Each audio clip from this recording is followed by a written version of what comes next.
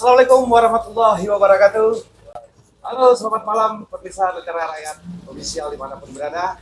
Dari lantai 1 Lentera Cafe Bypass Laku Bukit Tinggi.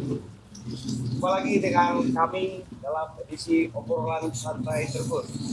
Dalam edisi Jumat 5 Juli 2024. Baik, untuk memulai obrolan kita pada malam hari ini, saya juga sudah didampingi oleh beberapa orang narasumber yang mungkin sudah dikenal juga oleh kita bersama. Sementara itu tema yang akan kita usung pada malam hari ini adalah menakar calon pimpinan Kota Bukit Tinggi berikutnya dan peranan Komisi Pemilihan Umum Kota Bukit Tinggi dalam mensukseskan Pilkada serentak 2024. Baik, sebelum kita mulai acara mungkin saya perkenalkan dulu satu persatu narasumber yang sudah hadir pada malam hari ini. Yang pertama saya perkenalkan dari sebelah kanan saya. Dia adalah seorang politisi dari Partai Keadilan Sejahtera yang juga salah seorang pimpinan di DPRD Kota Bukit Tinggi, Bapak Nur Hasna SC. Selamat datang, selamat malam Pak Rasa di Jakarta. Berikutnya di sebelah kanan beliau ada juga seorang politisi senior juga. Beliau pernah memimpin lembaga legislatif periode 2004-2009. Selamat datang Pak Haji Ismur. Sebelah kiri saya mungkin wajahnya juga tidak asing. Beliau adalah seorang politisi dan juga mantan birokrat dan juga ketua DPC Syarikat Islam Kota Bukit Tinggi. Pak Dr. Andes Ismaili SA. Selamat datang Pak Ismaili. Assalamualaikum warahmatullahi wabarakatuh. Berikutnya yang paling ganteng ini dari Komisioner Pemilihan Umum Kota Bukit Tinggi, Bapak MUC Pradana SA. Selamat datang MUC. Assalamualaikum warahmatullahi wabarakatuh. Selamat datang. Ada kesalahan sedikit ya. Baik, mungkin untuk sesi pertama kita pada obrolan santai kultur ini kita mulai dengan tema menilai kualitas pemimpin. Mungkin Pak Uce Pradana dulu Pak. Ya. Bagaimana KPU menilai kualitas pemimpin yang diperlukan untuk memimpin Kota Bukit Tinggi saat ini Pak? Oke, terima kasih Pak Yudra. Wah, pertanyaannya di luar tupoksi KPU sebenarnya. Karena sebagai penyelenggara kan KPU terikat dengan aturan-aturan. Ketika kita bicara tentang kriteria siapa pemimpin, kita masuk dalam kriteria yang sejatinya itu berada di tingkatan kualitatif. Sementara KPU sebagai penyelenggara dari kegiatan pilkada itu terikat seperti layaknya event organizer yang berorganisir agar proses pilkada tersebut, proses pemilihan pemimpin tersebut berjalan sesuai dengan aturan dan bisa memaksimalkan suara dari pemilih. Nah, untuk pemimpin Kota Bukit Tinggi di luar tupoksi-tupoksi yang ada, kita kan sebenarnya terikat dengan persyaratan-persyaratan yang harus dipenuhi oleh calon pemimpin kota. Baik itu yang mencalonkan secara perseorangan maupun yang mencalonkan lewat partai politik. Nah, kami terikat dengan aturan bahwa secara normatif dan secara aturan yang ada, pemimpin tersebut setidaknya tidak pernah tersangkut dengan persoalan hukum, tidak pernah tidak dalam sedang hukuman terhadap pidana korupsi yang diancam lebih dari 5 tahun.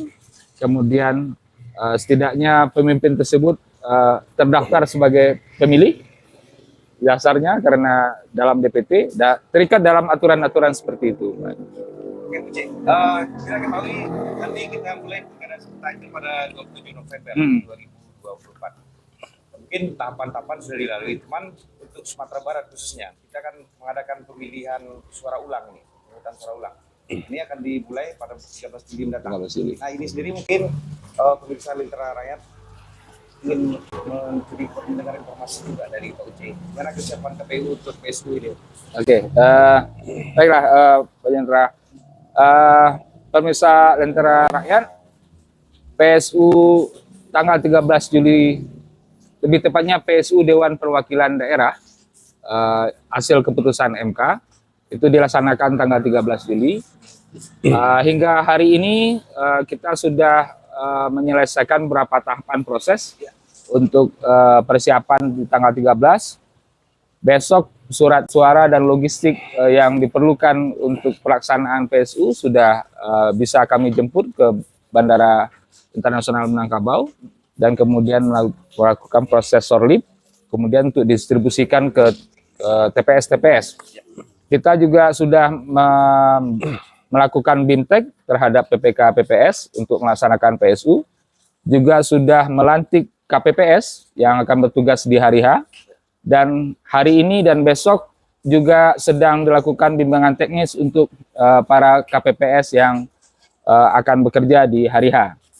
Untuk data pemilih, kebetulan ini bidang saya di data dan informasi, itu kami sudah melakukan pencermatan data pemilih, karena data pemilih yang nantinya akan mempunyai hak dalam tanda kutip untuk datang dan melakukan pemungutan suara ulang itu memang terikat dengan aturan. Karena kita prinsipnya PSU itu adalah ulang, kata kuncinya adalah ulang. Jadi pemilih yang bisa memberikan hak pilih di saat PSU adalah pemilih yang sudah terdaftar sebagai DPT di tanggal 21 Juni 2023 yang sudah ditetapkan. Mereka yang terdaftar sebagai DPTB atau daftar pemilih tambahan untuk kriteria dalam 3 surat suara termasuk surat suara DPD pada tanggal 14 Februari dan sudah datang di tanggal 14 Februari, dan DPK daftar pemilih khusus, yaitu mereka yang tidak terdaftar di DPT tapi sudah memiliki administrasi kependudukan Kota Bukit Tinggi yang datang dan hadir di tanggal 14 Februari. Itu akan diundang lagi. Proses sosialisasi sendiri, Puce, bagaimana KPU saat ini? Karena kan belum semua mungkin tidak belum semua Bukit Tinggi yang mengetahui ada PSU. Untuk sosialisasi sebenarnya ketika keputusan itu sudah diputuskan oleh MK, kami sudah melakukan tindak lanjut dengan memberi arahan kepada seluruh PPK PPS di Kota Bukit Tinggi untuk mensosialisasikan pelaksanaan PSU tanggal 13 Juli melalui akun media sosial. Tapi perubahan mungkin TPS-nya, TPS kita sama dengan TPS yang existing atau TPS yang saat 14 Februari dilakukan pencoblosan. Tetap TPS-nya.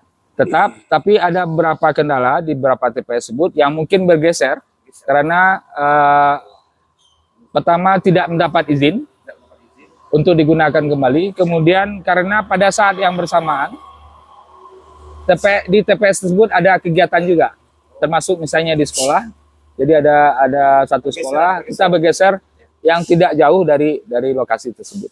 Jadi warga Bukit Tinggi kapan dapat ini undangan untuk memilih ini? Nah, pembagian pemberitahuan itu H-3 sebelum pencoblosan hingga H-1. Jadi limit H-1 tersebut nanti yang pemberitahuan itu diberikan kepada yang DPT, kepada DPTB yang hasil pencermatan, DPK hasil pencermatan, kemudian di pemberitahuan itu saat pembagian, Pak. Jadi ada pemilih yang sudah TMS karena pertama mungkin meninggal dunia,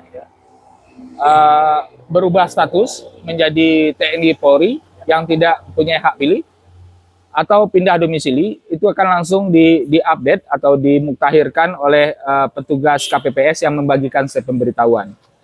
Jadi H-1 karena pemberitahuan ini untuk mengantisipasi penyalahgunaan, pemberitahuan yang tidak terbagikan itu akan dikumpulkan oleh PPS di tingkat kelurahan. Baik, terima kasih Pak Cek. Terima kasih dari KPU ini. Kita mungkin ke Pak Haji Kusmon. Pak Haji, kalau menurut Pak Haji yang sudah mungkin sudah melewati 5 tahapan menjadi kepala daerah ya, apa kriteria utama untuk tidak membuat seorang pemimpin? Baik, tadi begitu membawa acara menyatakan tahun kepala daerah ya, saya berpikir menakar itu sebetulnya gitu. Menghitung ya. Menghitung dan boleh juga kita ambil khususnya menseleksi. Seleksi. Kalau KPU tadi mengatakan secara umum apa yang menjadi kriteria Batasan-batasan aturan. KPU persyaratan seorang calon baik perseorangan Maupun partai. yang dalam partai. Tapi secara luas kalau kita berbicara menakar, itu tidak mengajak masyarakat untuk menyeleksi calon kepala daerah atau pemimpin daerah berikut. Tentunya kalau secara umum tentu kita lihat kalau sejak undang-undang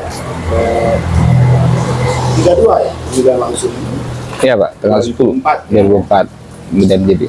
itu kadang-kadang masyarakat kita tanpa disadar atau tidak ya kadang-kadang juga hilang akal ininya, rasionalnya, cara berpikirnya. Karena kita lihat kadang-kadang seorang yang tokoh, katakan dia populer, tapi belum tentu apa-apa, karena dia bisa berdekatan ke masyarakat nilai. Yang kedua, masyarakat kita tuh apatis sekarang. Apatis. Karena sudah beberapa periode kita lihat, asalnya kalau bahasa ibu saya isu ayam ini talua, ya talua saya itu. Jadi sehingga munculnya politik konsumtif. Berarti tidak dikatakan transaksional tadi. Tapi tidak bisa kita bukan rasional. Dan hal ini tidak bisa kita tertibkan karena itulah politik negara. Tapi kalau kita boleh harus untuk bisa mencancok pemimpinan untuk bisa di daerah kita, ya penting baginya pakai yang bisa menjalankan. Apa perlu masyarakat kita berikan visioner dulu harus Sebagaimana tuh? Tetapi apakah bisa KPU melaksanakan? Saya tidak. masih sadar Ya. Tapi kalau secara umum, sebetulnya calon kepala daerah itu dasar pemilihannya yang pertama dia visi misi. Kan itu dulu. Ya. Tanpa ada yang lain-lainnya, kita memilih seorang kita lihat visi misinya dulu. Bisa enggak? Bagus enggak untuk daerah ini visi misi? Tapi kadang-kadang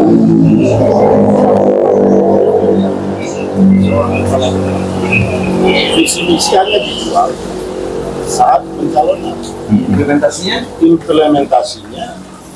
dari 5 visinya 2 pun belum tentu bisa jalan. Nah berarti sebetulnya seorang kepala daerah dapat dikatakan berhasil apabila telah melaksanakan visi misi bersama masyarakat. Karena dasar dia dipilih karena visi misi. Tapi mungkin secara umum kalau boleh kita simpulkan ya, setidak-tidaknya masyarakat melihat calon kepala daerah yang dipilih itu pertama integritasnya dulu. Integritas artinya komitmennya. Punya komitmen enggak?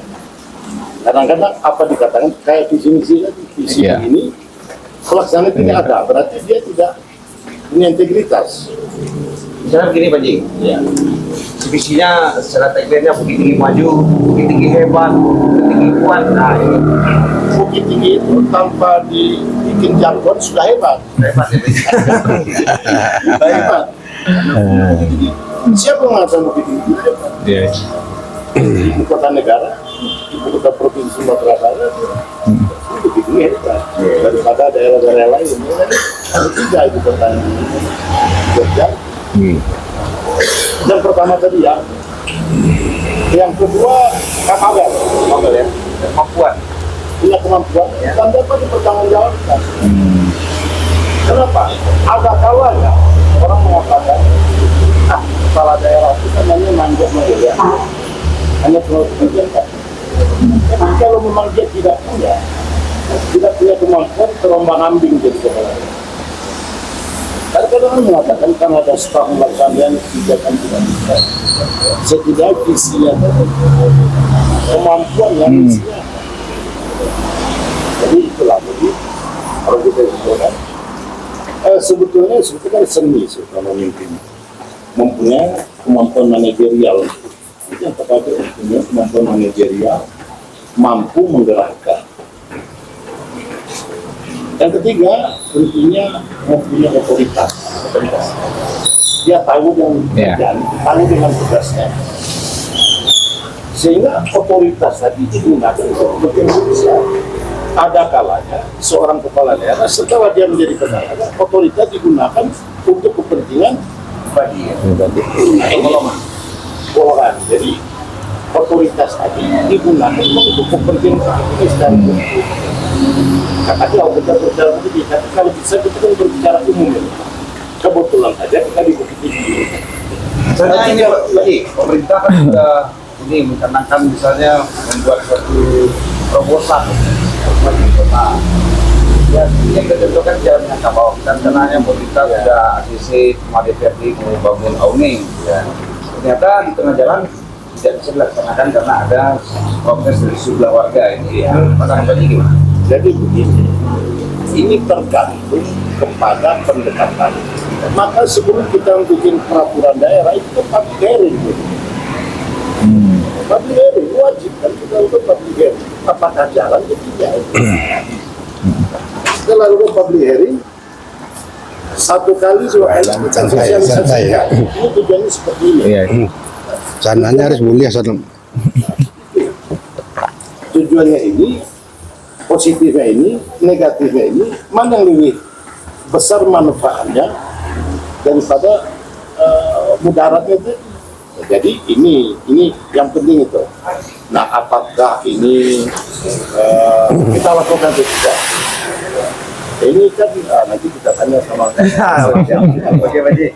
Berikutnya terus ada lagi masih ada Pak Ji? yang keempat. Ya. Tapi kita kan menakarnya. Iya, menakar. Artinya yang kita sampaikan tadi itu harus dimiliki oleh seorang calon kepala daerah.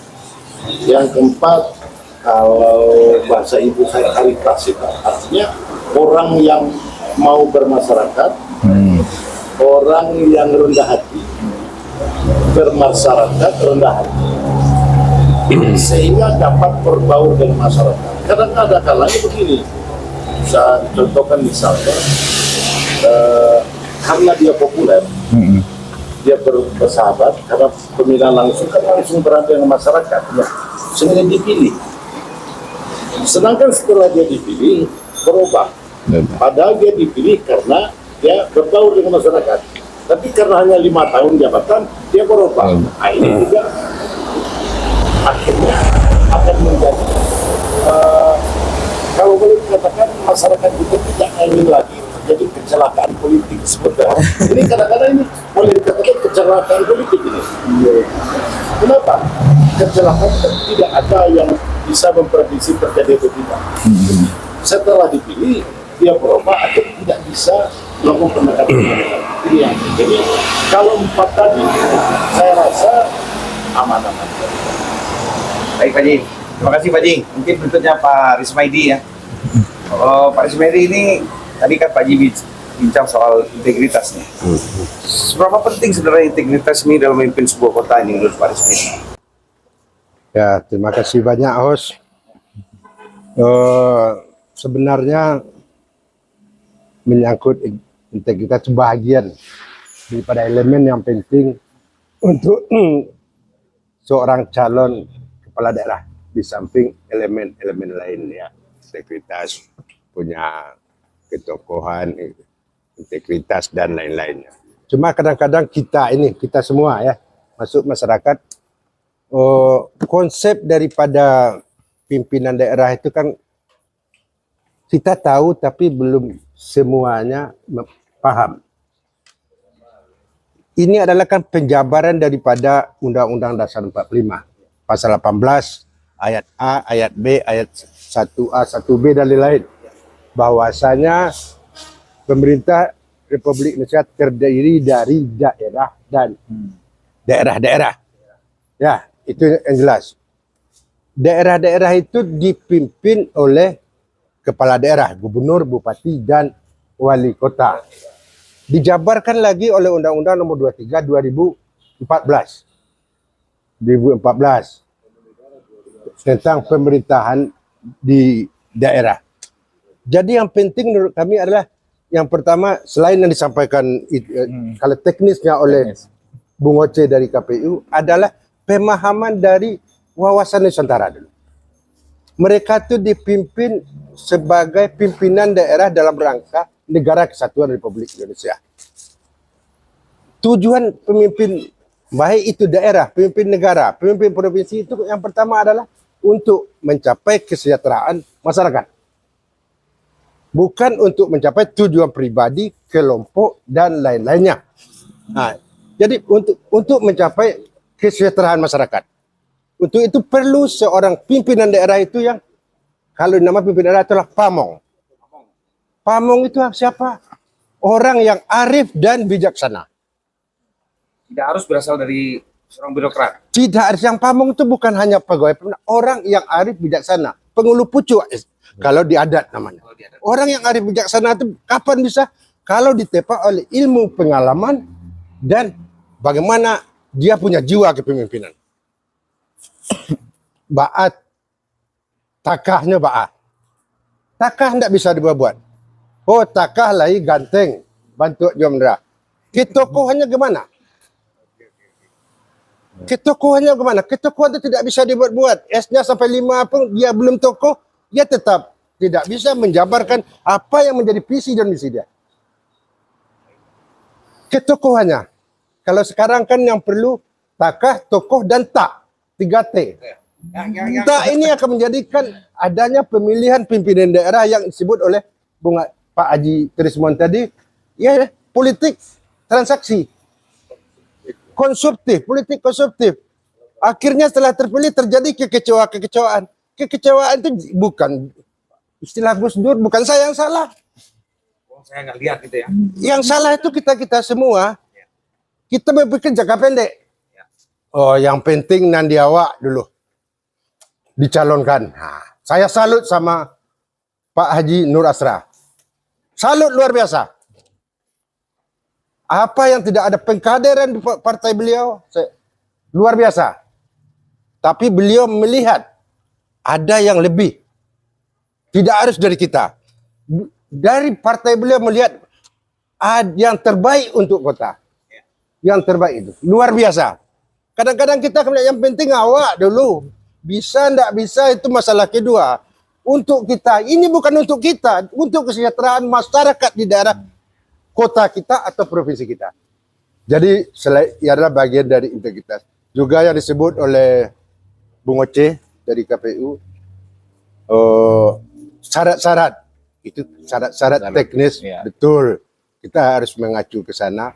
Tapi tugas kita mungkin dari KPU adalah bagaimana mendorong partai-partai politik dapat mencerdaskan yang pertama kader-kadernya dulu. Kader-kadernya berkewajiban mencerdaskan pemilih dan masyarakat nanti. Jujur, saya 2 menit lagi. Ya, silakan. Ya, jujur, Pak Trismon maupun saya, Saya bisa buat tambah 5 menit. saya 2 menit ya. Pak Nur Asra pernah mencoba, jujur, di daerah ya. Saya bukan menghina, saya bukan politik lokal yang sukses. Saya mengakui saya gagal, saya bilang. Waktu saya mundur dari salah satu partai yang pernah saya pimpin, saya kecewa dengan kejadian bagaimana kader-kader partai memahami. Hanya tidak lebih dari 30% di partai yang saya pimpin yang memahami konsep-konsep perjuangan partainya itu sendiri. Bagaimana dia bisa untuk menjabarkan untuk masyarakat berikutnya. Bukan partai Pak Trismon, bukan partainya Pak, tapi di partai saya. Dan itu fakta. Jadi tugas kita yang paling adalah bagaimana pendidikan politik lebih diprioritaskan. Pak Ketua, calon Ketua ini sekarang pimpinan ya. Baik, terima kasih banyak. Ya, maaf. Pertama kita dulu tetap di secara official.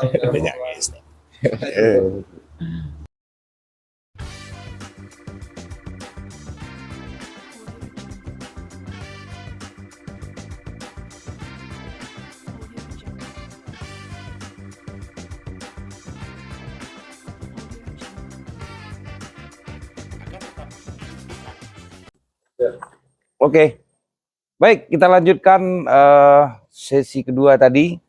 Kita ada sedikit noise di alat kita.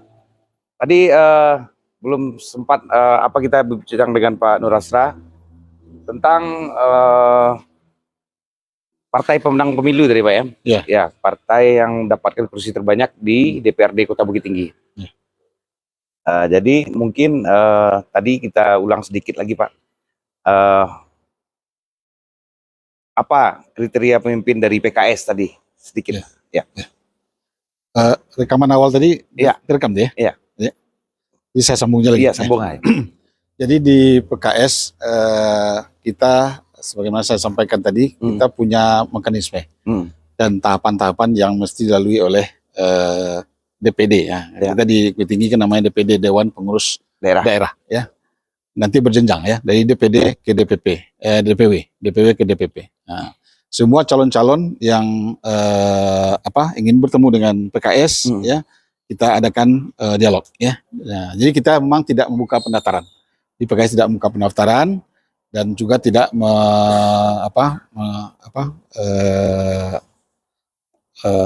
kepada calon-calon juga tidak ada kewajiban-kewajiban untuk ini semacam ya terkait dengan pendaftaran ya. Ya, istilahnya mahar entah apa, iya. uang pendaftaran entah apa Ya, namanya. jadi kita melakukan diskusi ya, dialog saja ya tentang tentu visi dan misi ya, mau dibawa kemana Bukit Tinggi ya, apa yang mau dilakukan ya dengan kondisi existing sekarang oleh kepala daerah yang sekarang mungkin banyak kekurangan-kekurangan ya, atau mungkin menindaklanjuti kepemimpinan yang sebelumnya ternyata agak tertatih-tatih ya. Nah, tentu kita butuh pemimpin yang betul-betul bisa membawa Bukit Tinggi keluar dari ini, lagi berbagai macam persoalan ya, termasuk persoalan kemiskinan Ya.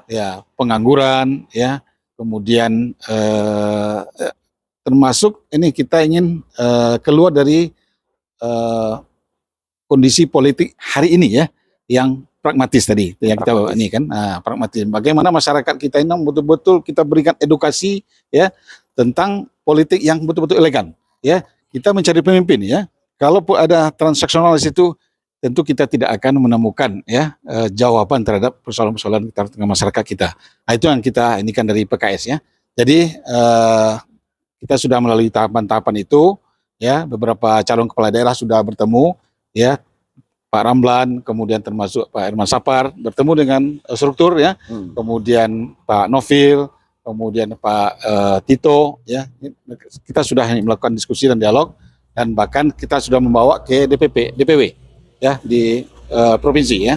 Nah, Baik benar. Ini istilahnya kemudian penjaringan sampai ke tersebut DPP ya. sudah mengerucutkan namanya apa bagaimana? Nah, jadi kemarin sekitar seminggu yang lalu keluar SK. Keluar SK dari DPP Ya. ya. Dan calon ini sudah dibawa juga ke DPP ya. Jadi kemarin Pak Ramlan sudah bertemu dengan semua calon. ya, dia tidak semua calon ya.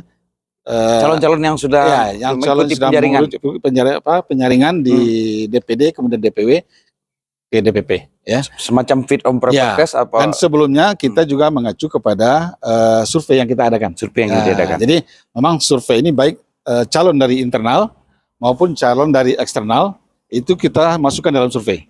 Nah, jadi dari awal misalnya DPP meminta 3 calon dari internal, kemudian calon-calon dari eksternal. Nah, itu kita ini kan. Ya. Kemudian nanti apakah PKS akan mengambil posisi sebagai calon wali kota? Ya, apalagi sekarang PKS mendapat 5 kursi sebagai pemenang. Ya, tentu publik menyangka PKS akan mengambil posisi sebagai calon wali kota. Ya. Tapi tidak serta-merta seperti itu ya. Tidak seperti itu. Kita akan mengukur juga dengan survei ya. Elektabilitas ya. Ya, popularitas, elektabilitas calon yang akan kita tampilkan. Ya. Nah, Berarti tidak tertutup kemungkinan bahwa PKS akan menjadi wakil wali kota kembali menjadi wakil wali kemarin kota. kan sudah kita ini ya, Pak Ramlan sudah turun SK-nya bersama dengan Pak Ibnu Aziz. Ya, Pak Ibnu Aziz. Nah, Pak Ibnu Aziz, dan itu mudah-mudahan tidak ada perubahan ya, akan menjadi calon wali kota dan calon wakil wali kota Bukit Tinggi dari PKS ya, yang resmi nanti mungkin kita deklarasikan ya ke publik Bukit Tinggi gitu. Ya. Karena waktunya kan lumayan singkat ini Pak, 1 bulan dari sekarang untuk pendaftaran. Ya. Sementara warga Bukit Tinggi kan masih bertanya-tanya. Ya. Karena ada beberapa baliho-baliho yang muncul antara wali kota sekarang dengan wakil wali kota sekarang. Apakah Ya. Mungkin dugaan-dugaan orang mungkin kembali dengan calon dari PKS juga yang wali kota sebelumnya. Ternyata ada gebrakan lain dari PKS mungkin dan namanya sudah mulai mengerucut tadi seperti yang Pak Nur bilang. Ya. Baik, itu mungkin dari Mungkin Pak. saya tambah dikit. Ada tambahan lagi, terkait Pak Nur. baliho-baliho ya, gambar-gambar yang muncul, Ya. itu biarkan saja ya. Biar. Kita punya koridor tersendiri ya Koridor untuk tersendiri. memunculkan siapa nanti yang akan maju dari PKS gitu Dari ya. PKS ya. Nah, seperti hari ini kita lihat, kita tidak terpengaruh dengan itu ya. Ya. Bahkan nanti ya kita mendeklarasikan kemudian berkoalisi dengan partai-partai yang lain, itu juga nanti kewenangan kita ya. Jadi jangan tertarik-tarik oleh nih ya kiri kanan ya, sehingga kita punya integritas untuk menentukan siapa pasangan calon yang kita unggulkan dan kita usung dari PKS nanti. Gitu. Baik Pak Nur, terima kasih Pak Nur. Ya, Kemudian Pak Haji Trisman mungkin Pak, gimana Bapak melihat situasi saat ini Pak? Kan sudah ada pengerucutan dan kemungkinan besar itu kalau mungkin 2 pasang apa 3 pasang, gimana menurut Bapak? Kalau Untuk Bukit Tinggi. masalah pasang itu nanti KPU yang tahu. Iya, KPU yang tahu ya. Apa yang bisa memenuhi persyaratan. Iya. Ya. Tapi bagi kita, ya tadi kita tetap mempedoman calon kepala daerah seperti kriteria tadi. Kedua, mengajak masyarakat untuk bercerdas. Jangan lagi seperti yang lalu. Kalau setiap periode masyarakat mengatakan salah pilih berarti masyarakatnya yang salah. Masyarakat yang salah. Dia mulai dari sekarang berpikir ke depan. Bagi kita tidak masalah siapapun jadi wali kota, yang penting mampu mengurus kota Bukit Tinggi. Di samping kriteria-kriteria yang tadi, kita tahu Bukit Tinggi ini juga mempunyai kekhususan.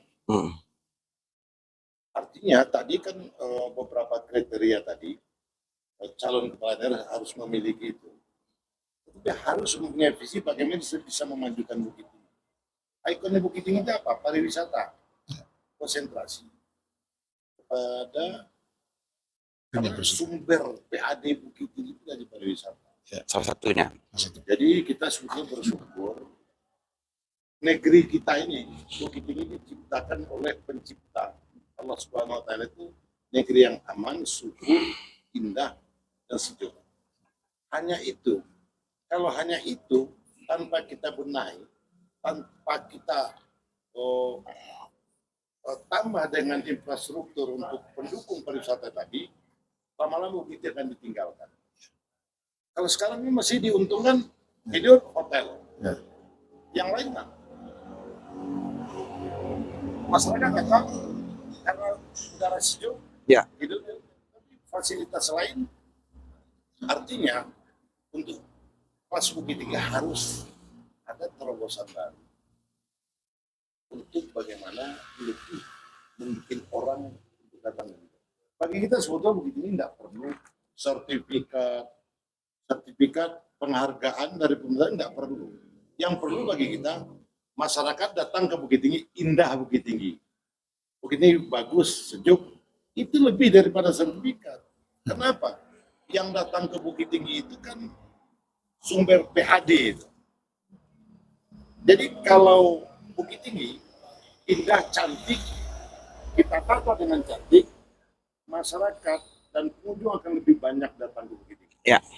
Tapi kalau Bukit Tinggi hanya untuk dipuaskan satu kelompok dipuaskan tanpa diatur menjadi semeraut, tamu yang dari daerah lain tidak akan mau datang lagi. Coba pikirkan. Transaksi di Bukit Tinggi, sumber ekonomi kan dari dagang, pariwisata. Kalau dikelola baik, indah, tertata baik, akan lebih banyak tamu yang datang. Baik, lebih fokus Pak Haji. Dikelola baik, Ya. tamu malas datang, walaupun pedagang ini banyak, siapa yang mau belanja? Tapi orang Bukit Tinggi tidak ada. Baik Pak Haji, ini lebih fokus ke calon wali kotanya lagi Pak Haji. Ya. Lebih fokus calon wali kotanya. Menurut prediksi Pak Haji atau pandangannya, karena sudah lama di dalam dunia politik, ini kira-kira berapa orang akan masuk kota kalau ini kita lihat dari situasi saat ini? Yang Ya, kalau kita lihat suaranya hanya dua. hanya 2 pasang ya. Artinya 2 pasang, Pak. Tidak kota kosong. Oh iya, bukan kota kosong ya. Kalau kota kosong, Iya. kan berarti masyarakat begitu tidak punya nyali. Tidak punya nyali. Karena pertumbuhan jumlah pemilih ini kan meningkat nih Pak Ji. Dari berapa Pak Ji? Dari 80 ribuan jadi 95 ribuan ya? 91 dulu Ya. pemilih. Ya. 68 orang ya. 98 ribu, berarti bertambah 3 ribu. 3 ribu. Kalau populasi penduduk 3.000 5 tahun rasanya sangat normal. Normal ya? Saya pikir tadi tambahnya 13.000 dari Februari. Ya, dan itu hal yang lumrah, wajar. Kalau bisa mengikuti lebih banyak lagi dari ini. Jadi Pak Nur senang anggota DPR bertambah. Kalau lebih 150, berarti anggota DPR sudah 30. Iya, iya. Ya kan? Tapi untuk itu bagi kita, kalau siapapun yang terpilih nanti, apabila sudah dipilih oleh masyarakat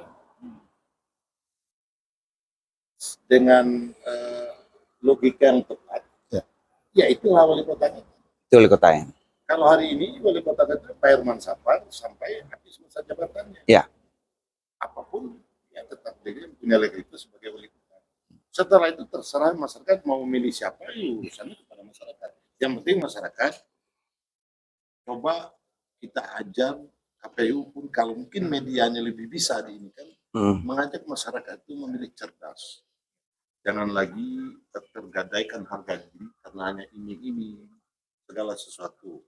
Karena kapan lagi kita bisa berubah kalau hanya setiap periode, baik pileg, baik pun pilkada, masyarakat salah pilih, baru aja 6 bulan udah mengatakan salah pilih.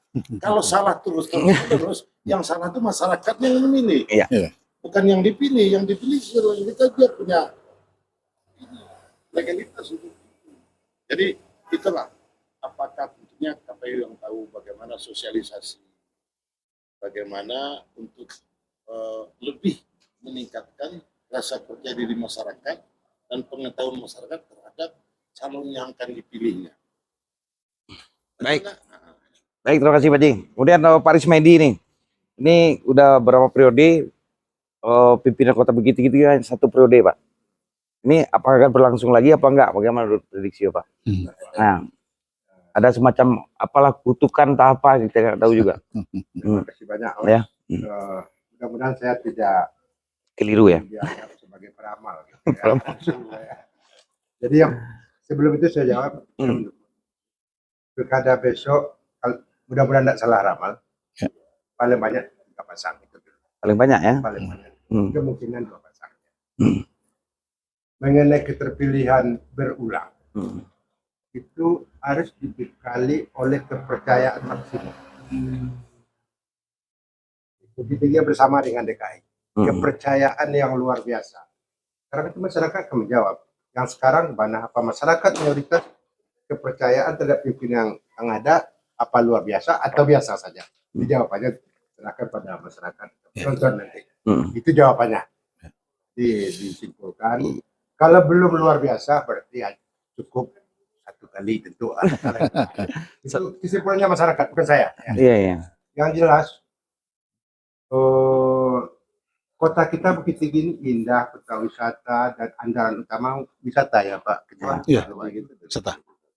Walaupun itu andalan kota nomor 2 di Sumatera Barat, nomor 2 besar di tingkat ekonomi, bukan luas wilayah. Luas wilayah nomor 18 kecil, luas wilayah. Tapi walaupun nomor 2 besar dari segi potensi di Sumatera Barat, kontribusi PAD Bukit Tinggi sampai sekarang saya yakin belum mencapai 12% dari APBD. Belum sampai. Saya tahu saya kontribusi PAD terhadap APBD baru bisa 11%. Itu kita perlu kepala daerah karena yang punya terobosan luar biasa apa yang disebut oleh Pak Haji Trismon tadi, bagaimana untuk mengalih potensi daerah sebanyak-banyaknya. Potensi daerah masuk wisata, kesehatan, lain-lain, perdagangan, demi kesejahteraan masyarakat.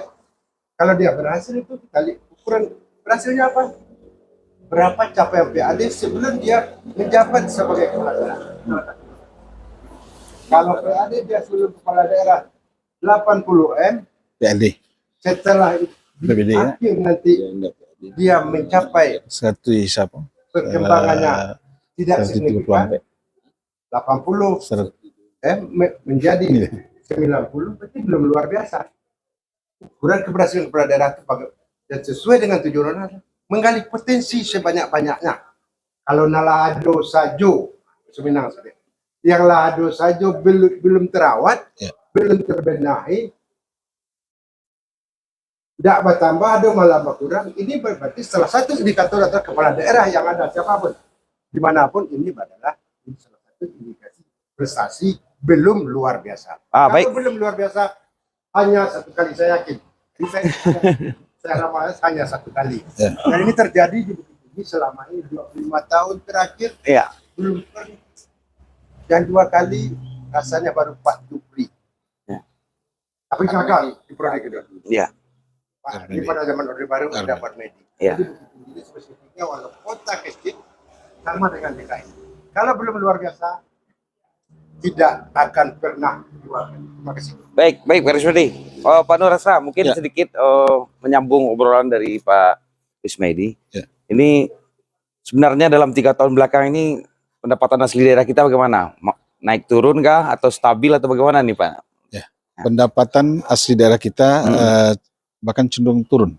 Cenderung turun ya? Ya, cenderung turun ya. Karena ada beberapa potensi PAD kita ini tidak maksimal ya.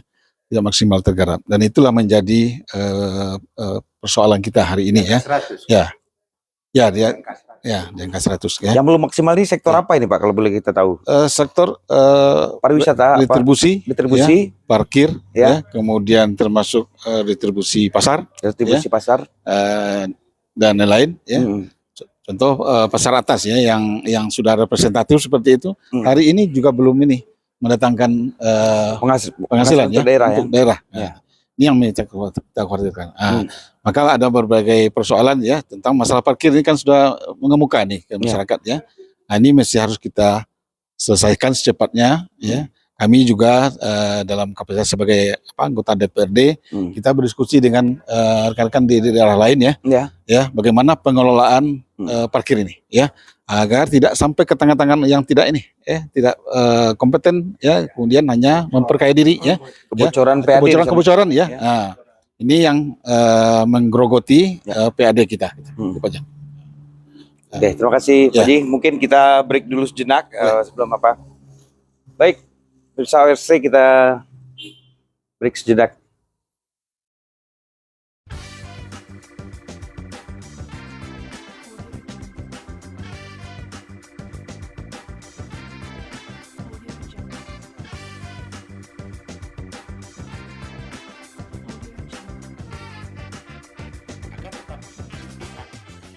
Baik, kita lanjutkan sesi ketiga obrolan santai terukur di Lentera Rakyat Official.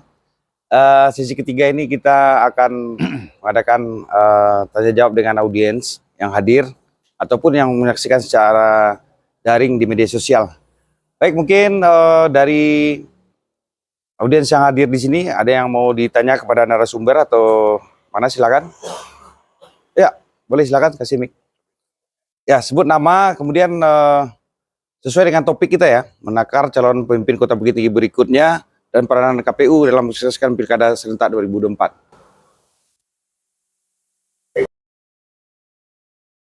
Baiklah, terima kasih atas waktunya moderator yang terhormat. Sangat berbahagia sekali hari ini kita hadir dalam forum ini, karena dalam forum ini ada berbagi pikiran, berbagi pandangan sesuai dengan tema kita hari ini, yaitu masalah menakar pimpinan Kota Bukit Tinggi untuk yang akan datang, kemudian dihubungkan dengan peranan KPU sebagai penyelenggara. Artinya dalam hal ini kita mencoba melihat bagaimana peran yang jadi titik pertanyaan kita di sini, bagaimana peran dari yang hadir di narasumber. Ada praktisi politik, ada dari partai politiknya ada, kemudian dari ormas ada. Bagaimana kita tanggung jawab moral kita untuk mencoba menimbulkan pikiran artinya yang akan bertarung untuk memperebutkan kursi Bukit Tinggi 1 adalah orang yang punya pikiran. Jangan kita demokrasinya demokrasi apa untuk memperebutkan demokrasi populer gitu. Kita tidak seperti itu. Artinya kita mencoba kembali menimbulkan pikiran itu gimana Bukit Tingginya maunya. Jadi jangan kita memandang siapa yang populer, siapa yang punya uang, tapi nol pikiran. Oleh karena itu bagaimana tanggung jawab masing-masing lah. Misalkan dari praktisi politik yang berpengalaman di politik, kemudian dari politikus langsung, kemudian dari ormas. Nah, di sini juga kita mungkin menuntut kepada lembaga penyelenggara di mana pikiran ini sampai ke masyarakat. Artinya mungkin pola-pola dialog calon pemimpin Kota Bukit Tinggi ini sudah diagendakan di KPU, namun itu kayak statis, kayak kaku kalau KPU yang menyelenggarakan. Artinya kami mencoba mengusulkan kepada KPU di mana seandainya dibuka peluang peran masyarakat untuk mengadakan dialog-dialog tersebut. Artinya KPU terlibat di sana, bukan berarti KPU-nya lepas tangan, ini acara kalian ya silahkan hadir, tapi KPU-nya terlibat di sana gitu. Jadi pikiran-pikiran dari calon pemimpin itu sampai ke masyarakat gitu. Jadi enggak masalah ornamen, enggak masalah atribut-atribut yang populer. Oh, dia dekat dengan ustadz ini, dia bukan ini seperti itu gitu. Jadi yang kita tuntut itu kan pikiran gitu. Jadi gimana tanggung jawab KPU-nya di sini gimana? Baik, namanya tadi siapa? Mungkin nama saya adalah Zamzami Tanjung. Saya berasal dari perwakilan lembaga penelitian Batuta Institute. Oke. Lembaga penelitian sosial dan politik. Ya, oke. Itu cakupan kita nasional, semuanya sekarang kita mencoba meneropong di daerah. Ya, oke, baik. Terima kasih Bu Zamzami Tanjung. Kita tanya kita ke audiens berikutnya. Apa kita jawab dulu pertanyaan ini? Bagaimana Gus? Sekali jawab aja. Ya, mungkin ada yang lain. Silakan. Mas Kendra, ada yang mau ditanyakan? Silakan. Ya, kasih mic. Ya. Ada soal pemilihan umumnya juga di dalam internal PKS untuk menemukan calon kepala daerah atau calon pemimpin. Kebetulan hari ini kan judulnya diangkat menakar calon kepala daerah atau calon pemimpin Kota Bukit Tinggi ke depan. Jadi ini kita melihat bahwa sudah ada standar-standar ideal yang dilaksanakan oleh PKS itu dalam mekanisme internalnya, termasuk bagaimana mengkristalkan calon pemimpin yang akan diusungnya nanti ke depan. Ya, terus dari hal ini tentunya timbul pertanyaan, Mbak, apakah pemimpin yang diusung PKS hari ini sudah memenuhi azas kualitatif internal PKS dengan sistem-sistem yang Bapak sebutkan tadi itu. Nah, itu yang perlu kita ketahui. Terus yang kedua, yang menggelitiknya begini, kalau yang tadi yang menarik, ini yang menggelitik ini Pak.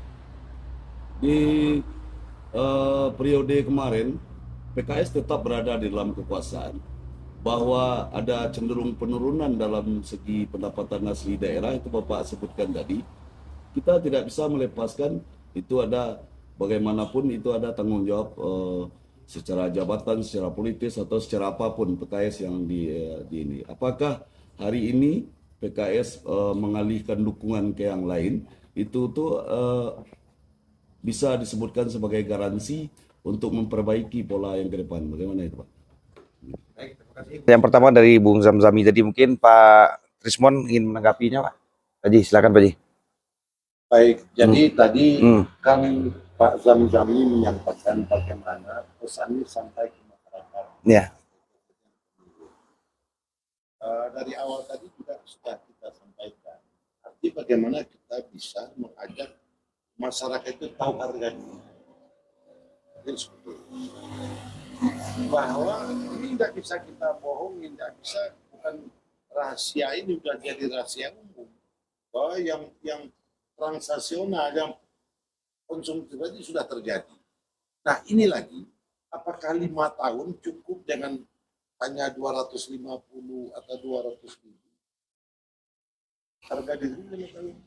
Jadi mengajak masyarakat itu tahu bahwa tanggung jawab daerah adalah tanggung jawab kita bersama, termasuk tanggung jawab masyarakatnya. Maka saya katakan, kalau setiap periode yang mengatakan salah pilih, terus yang salah itu masyarakatnya. Kenapa dia memilih tidak cerdas? Kenapa dia memilih hanya karena iming-iming? Ya kan? Jadi itu yang perlu. Nah pesan ini tentu salah satu bukan sepenuhnya tanggung jawab KPU sebenarnya sebagai penyelenggara, tapi peran serta minyak mama, para tokoh masyarakat, Ya. semua elemen masyarakat yang harus ikut bahu membahu bagaimana bisa menyadarkan masyarakatnya untuk bahwa kota ini milik kita. Kota ini milik kita. Maju mundurnya kota ini adalah di tangan kita. Kalau kita salah pilih, terjadi stagnan, ya yang rugi kita. Tapi kalau kota lebih maju, semua masyarakat berkesempatan untuk dapat penghidupan yang layak sebetulnya. Bukan kita tidak layak, tapi peningkatan ekonomi kan tergantung daripada pertumbuhan ekonomi itu tadi. Jadi aktivitas masyarakat itu akan lebih banyak apabila kotanya lebih maju. Kita bukan mengatakan kota tidak maju, tapi kan kita mengatakan bahwa kotanya harus lebih maju. Karena Bukit Tinggi destinasi wisata untuk Sumatera Barat yang utama itu. Masih banyak bisa kita tingkatkan.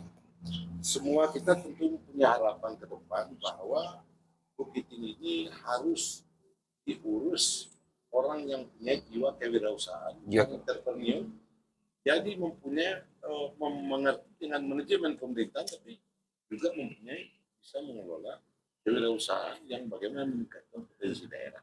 Baik. Jadi begini, ada satu hal yang perlu kita pikirkan untuk menaikkan potensi daerah tadi, kenapa di daerah itu sebetulnya tidak perlu menaikkan pajak. Contoh, kalau kita ibaratkan seekor sapi, kapasitas susu sapi itu cuma 1 liter misalnya. Kalau ingin menjadikan 2 liter, kita harus cari sapi yang baru. Tambahan sapi menjadi. Ya.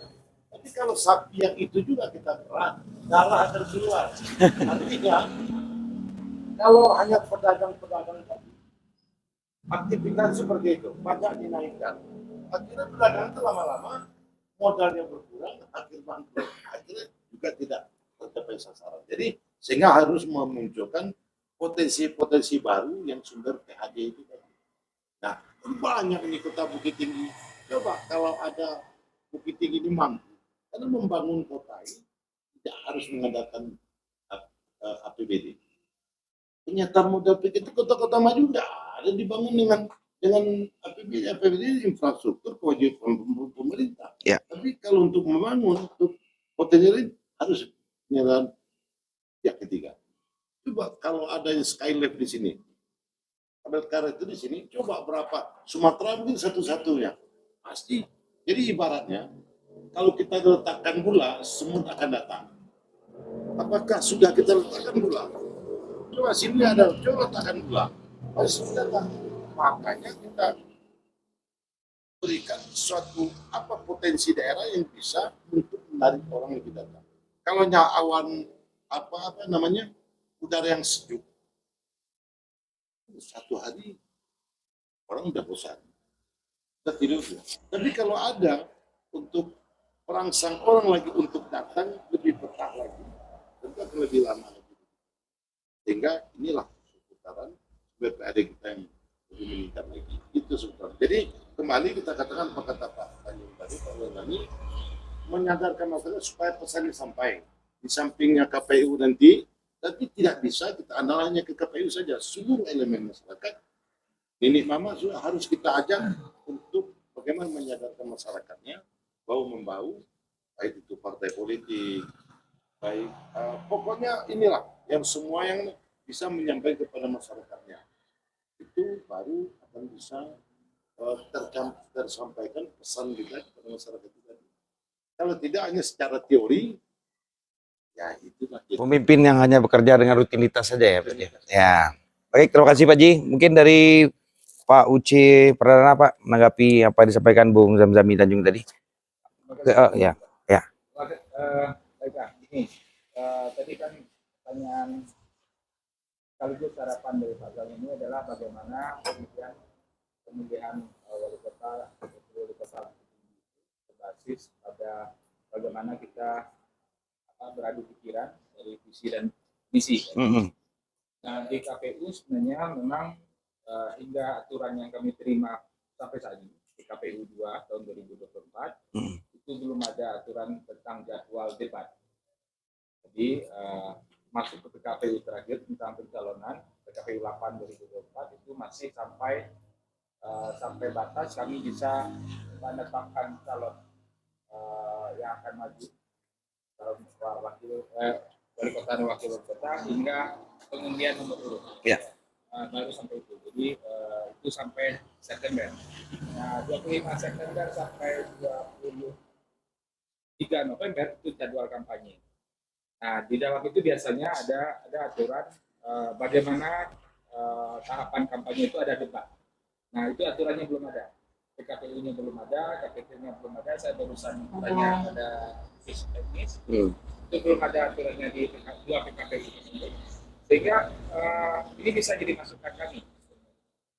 Sama bagaimana kita merancang debat atau acara diskusi yang sifatnya publik yang mungkin bisa difasilitasi sesuai dengan aturan-aturan yang ada, sehingga itu bisa lebih menyangkul banyak publik. Persoalannya gini, persoalannya debat-debat klasik selama ini kan kita kan ada di ruang publik, di hotel atau di auditorium. Mungkin kita akan menyesuaikan dengan kondisi sekarang. Kondisi sekarang di mana ruang-ruang publik tersebut pertama untuk menampung orang juga terbatas, undangannya juga terbatas, tapi ada perkembangan sosial media yang sangat luar biasa. Nah, itu mungkin akan bisa difasilitasi oleh KPU. Jadi mungkin juga karena ini agak spill sedikit Pak. Jadi DPT kita sebenarnya lebih dari 60% adalah generasi milenial dan generasi Z. Jadi acara-acara talk show seperti ini sebenarnya lebih menarik di cakupannya dibanding secara formal itu yang langsung dan secara formal. Ya. Nah, mungkin itu yang mungkin bisa mengakomodasi atau membuka jalan debat-debat yang lebih visioner, yang lebih terkait pada inti materi, dan nanti warga masyarakat itu akan menjadi pemilih yang menentukan dari hasil debat tersebut. Nah, memang KPU sebagai penyelenggara memang terbatasnya di situ. Ya. Tapi mungkin acara-acara seperti ini, acara-acara di komunitas-komunitas itu memang kami harapkan juga memberikan kontribusi juga. Karena sebagai penyelenggara sekaligus warga Kota Bukit Tinggi kan kita juga pengen ada peningkatan kualitatif secara kualitas terhadap pelaksanaan pemilihan wali kota dan wakil wali kota. Termasuk juga nanti ada pemilihan gubernur dan wakil gubernur karena itu berlangsung serentak. Nah, peningkatan kualitatif itu mungkin seperti yang tadi disampaikan Pak Ridwan adalah bagaimana kita memperkuat visi. Nah, di luar kita kan terbatas Pak. Satu penyelenggara, satu warga kota, satu punya inspirasi juga, Mungkin kita pengen misalnya sebagai pribadi Bukit Tinggi maunya seperti ini, atau setidaknya gini, kita akan memilih orang di 7 November Ya. untuk memimpin. Ya. Tapi sebagai warga, kita sebenarnya punya hak sebagai warga kota untuk bersama-sama membangun diskursus, membangun wacana. Kitalah yang menentukan kota ini. Ya. Nah, itu kan lebih lintas kepentingan, lintas warga. Nah, itu mungkin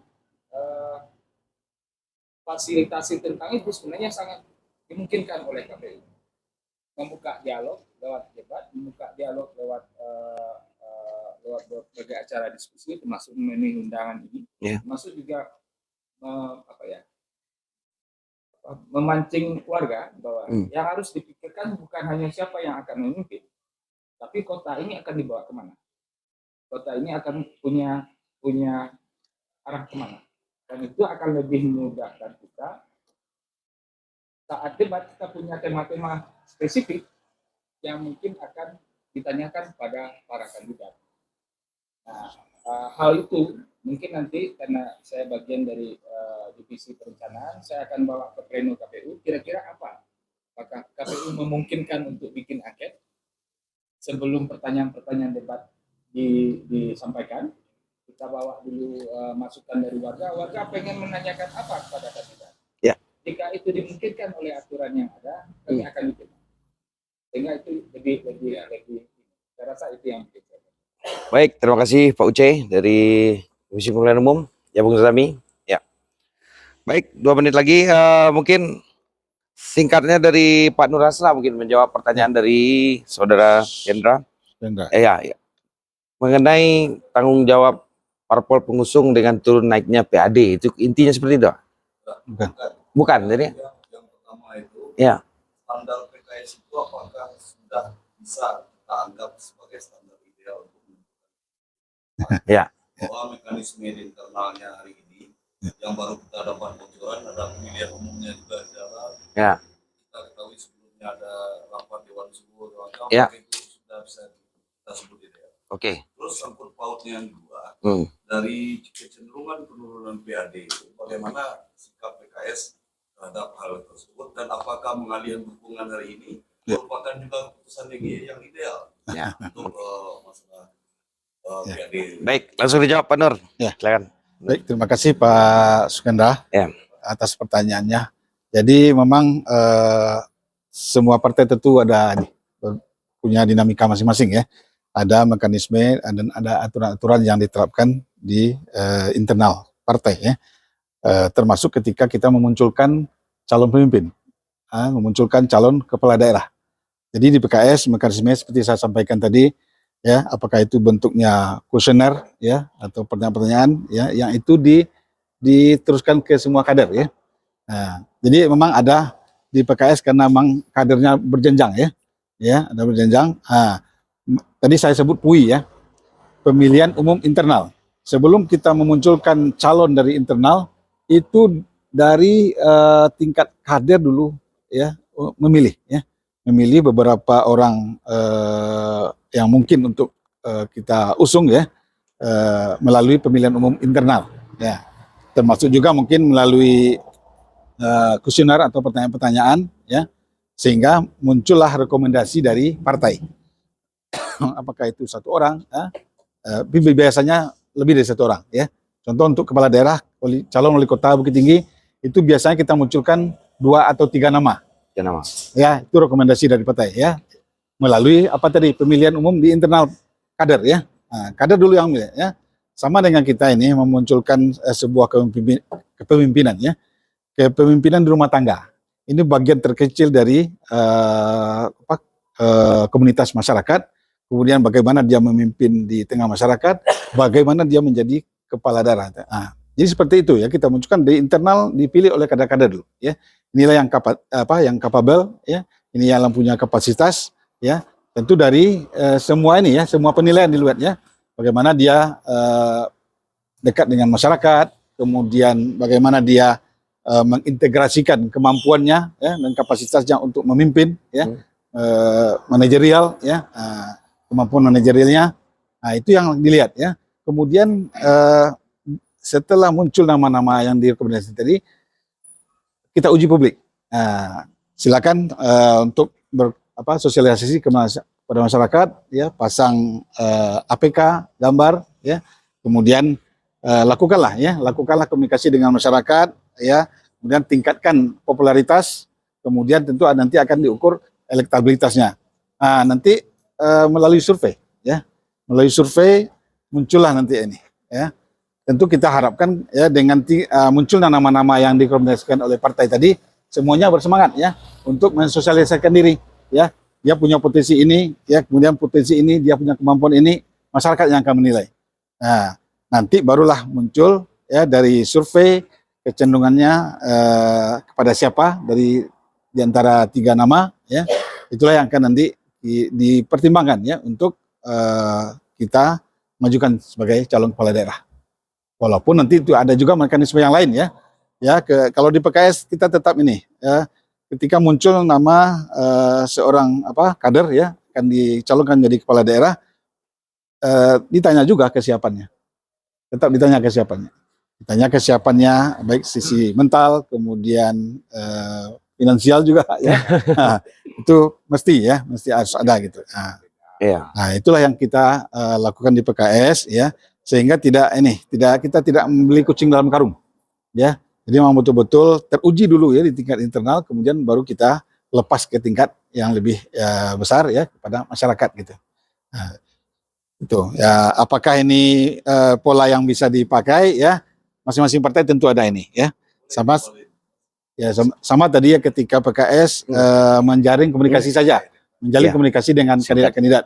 Tapi yang lain di partai yang lain dia membuka pendaftaran, gitu kan. Nah, jadi lain partai, lain mekanisme, dan lain cara untuk memunculkan calon kepala daerah. Baik, Pak Nursa, singkat saja. Ya. Baik, poin aja, Pak. Ya. Hari ini PKS sudah menyatakan walaupun belum deklarasi, ya, bahwa PKS mengusung RN dan Ibnu Aziz. Ya. IS. Ya. Ya. Apakah yang diusung sekarang itu menurut PKS sudah merupakan representasi? Ya. Terus yang kedua, ya, apakah dengan kepemimpinan PKS terdahulu yang berada dalam kekuasaan pengalihan hari ini, ya, dengan kecenderungan yang terjadi penurunan, apakah pilihan hari ini juga ideal?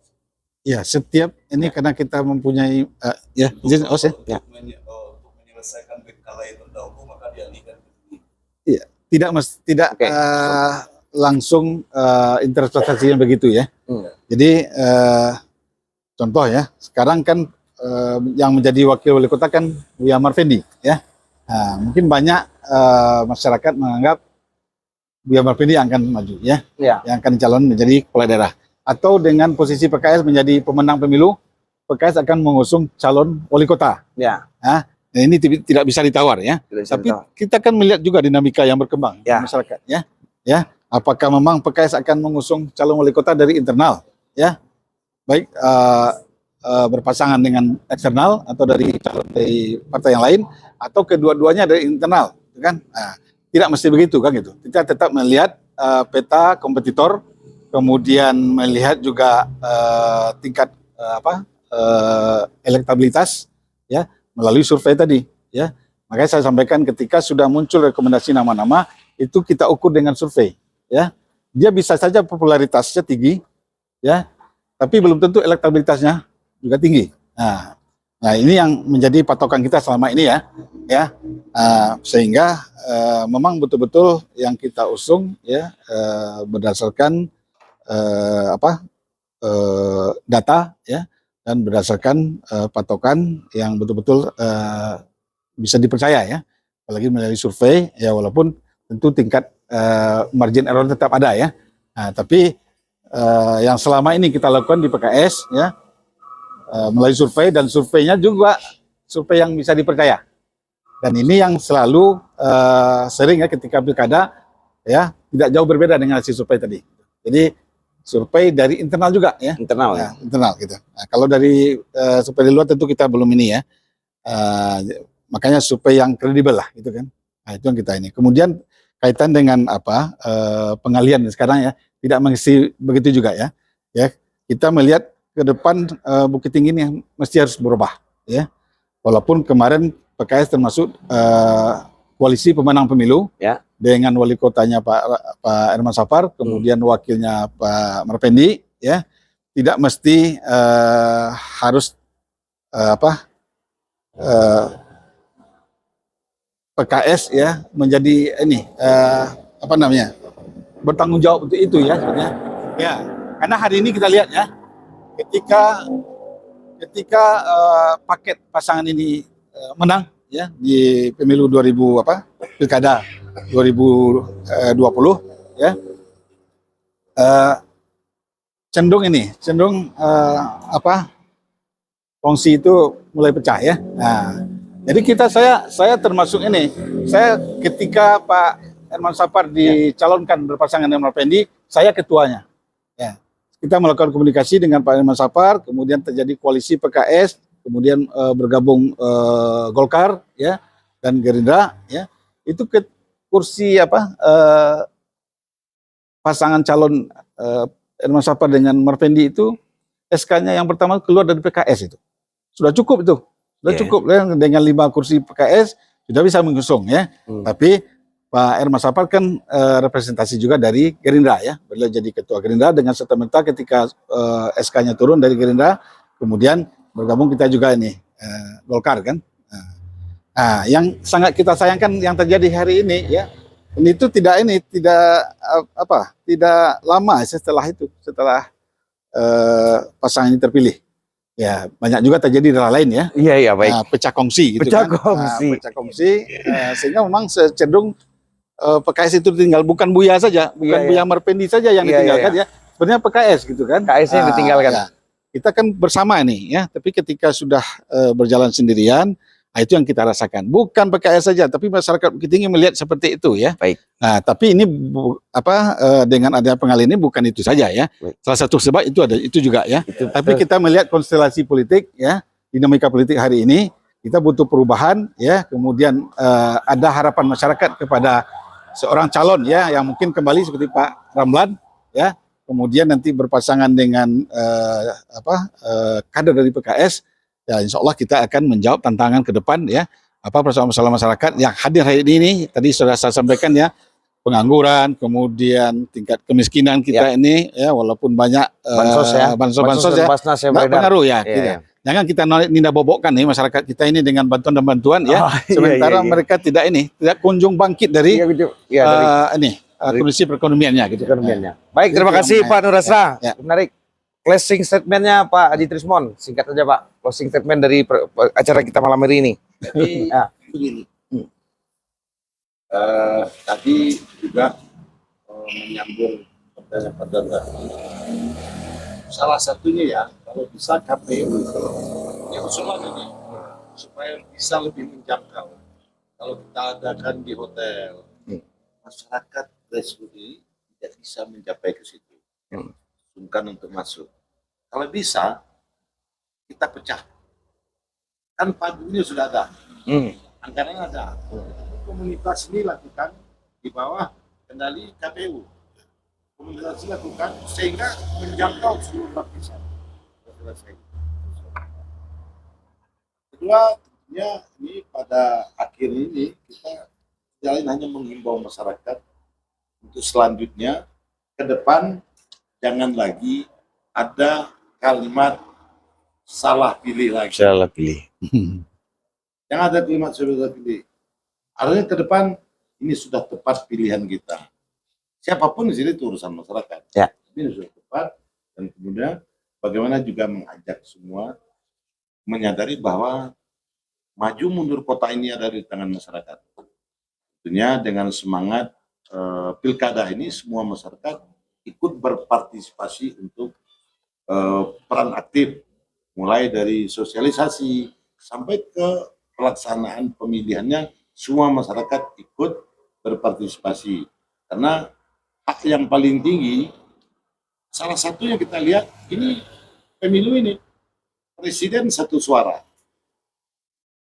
paling rendah pun siapa petani 1 suara apakah kita abaikan 1 suara ini? Ya. Karena 1 suara juga menentukan arah kebijakan kota ke depan. Baik, baik Pak Haji. Terima kasih Pak Haji. Mungkin Pak Rismedi closing statementnya. Terima kasih banyak host. Ya, singkat saja Pak. Ya. Saya singkat sekali. Hmm.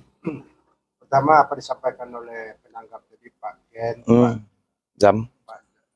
Pak Zam-Zami. Simon, Pak Nur dan Pak. Kita harus memilih pemimpin yang punya visi dan misi yang jelas. Ya. Pertama. Yang kedua, kalau di antara kandidat yang maju, yang baru atau yang lama, jangan sekali-sekali kita memilih calon kepala daerah yang pernah berbohong terhadap visi misi yang pernah disampaikan. Begitu. Baik, terima kasih Pak Rismedi. Berikutnya dari KPU sendiri Pak, apa yang mau disampaikan nih dengan topik kita malam ini? Ya, ya. Ya. Terima kasih atas secara ini. Ini dapat masukan banyak dari baik dari bapak-bapak narasumber maupun juga dari sini. Terutama kami insya Allah akan berusaha untuk membuat tahapan pilkada ini bisa lebih semarak lagi. Semarak dalam pengertian tidak hanya tidak hanya kelihatan glamor, tapi juga berisi ya. Jadi kami juga punya kewajiban untuk memberitahukan dan mengajak warga tidak manipulatif dalam pilkada. Nah, itu bagian yang bagian yang akan mendegradasi demokrasi itu sendiri. Mudah-mudahan nanti di saat tahapan debat calon kandidat kami bisa mengakomodir saran-saran dan masukan dari bapak semua ya. Mudah-mudahan juga kami bisa turut serta berkontribusi untuk peningkatan kualitas demokrasi di Kota Bukit Tinggi. Karena sebagai penyelenggara kami selama ini kan terlibat dalam konteks-konteks yang sifatnya kuantitatif.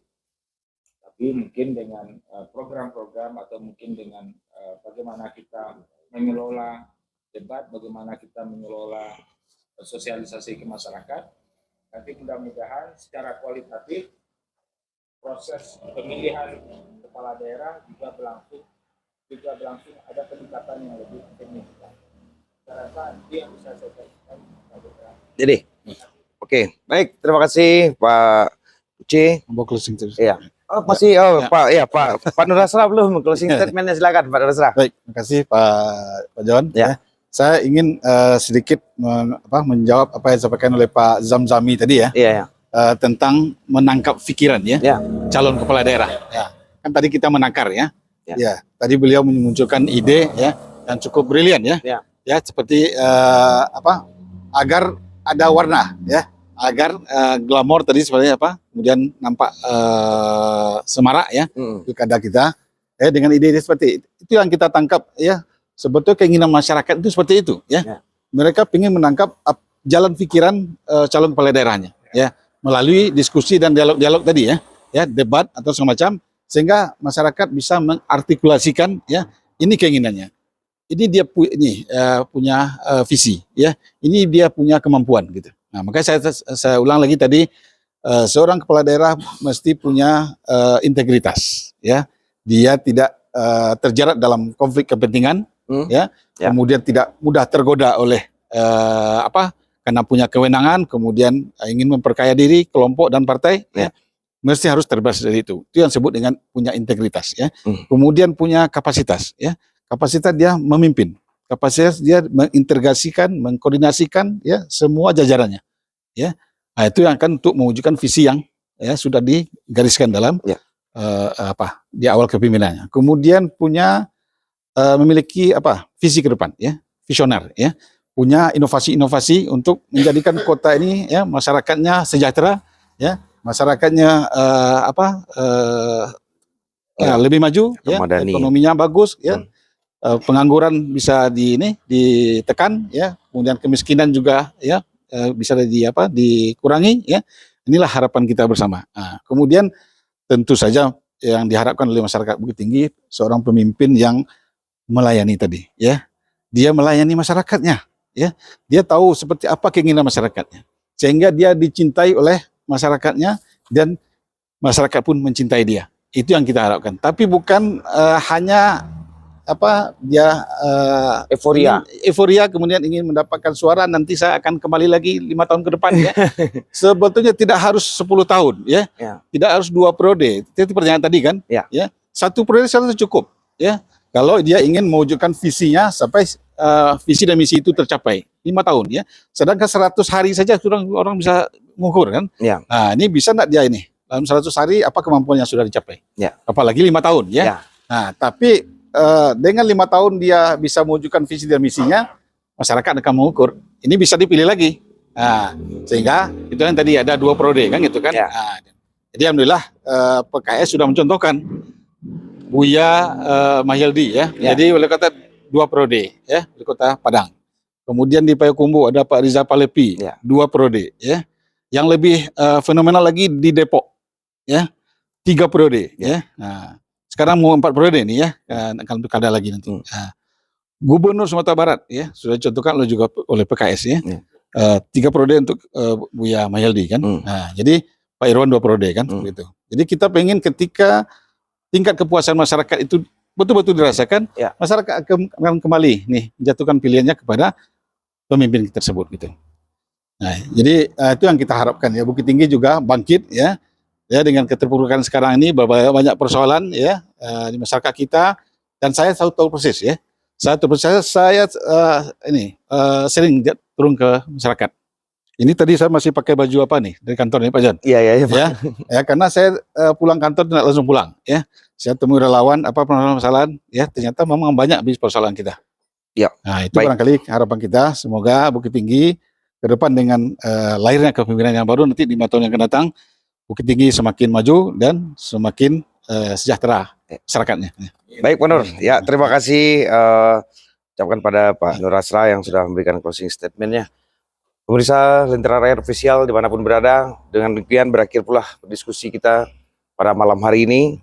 Terima kasih kepada para narasumber yang telah menyampaikan pandangan dan pemikirannya yang sangat berharga mungkin dalam menakar calon pemimpin Kota Bukit Tinggi selanjutnya. Semoga diskusi kita hari ini dapat memberikan wawasan, kemudian untuk pandangan yang lebih baik untuk kita ke depannya dalam memilih pemimpin Kota Bukit Tinggi. Kami juga menyampaikan, ada yang menyimpulkannya dari lantai 1 Lentera Cafe Bypass Bukit Tinggi. Kami undur diri. Mohon maaf segala kekurangan. Wabillahi taufiq wal hidayah. Assalamualaikum warahmatullahi wabarakatuh. Waalaikumsalam warahmatullahi wabarakatuh.